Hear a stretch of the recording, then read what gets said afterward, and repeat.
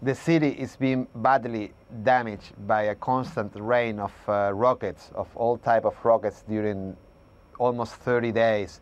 So every house has been damaged, and some of them has just collapsed. So you just walk, I mean, it reminds me a lot about Dobrinja, which was a neighborhood in Sarajevo where we used to work and was the most badly damaged of Sarajevo. So, I mean, I remember for me the most impressive thing was the people walking at night through all these ruins, you know, and you saw all these people. There was no light, of course, no electricity.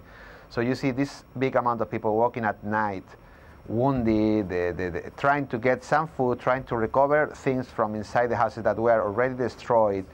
And they do it at night because it's the only time when they stop shelling. They stop at 6 p.m. So from 6 p.m. until 6 a.m. in the morning is when the people really go outside the houses.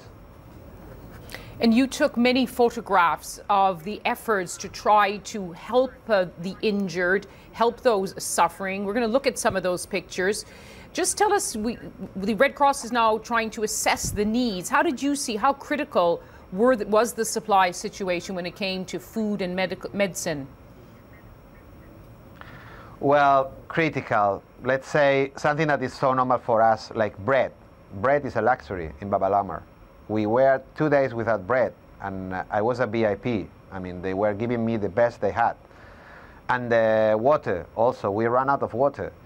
People were just eating rice, boiled rice for everybody, or maybe olives, or maybe just satar, which is a traditional thing.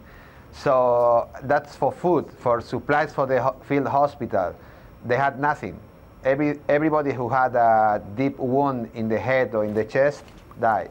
They are not able to do surgical operation, very complicated surgical operations. So they just try to fix a little bit the body as they can, and they try to send the people outside, which is also complicated.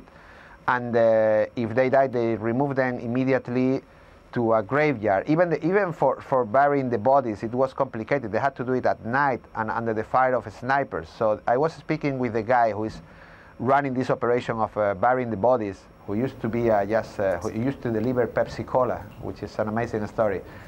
So he was burying the bodies at night, and he was keeping the bodies in his home, at home with his family. The kids were sleeping next to the dead bodies. And sometimes they had to keep the bodies for 2-3 days because the shelling was so intense that they could not move the bodies. So even for burying the dead bodies, it was complicated.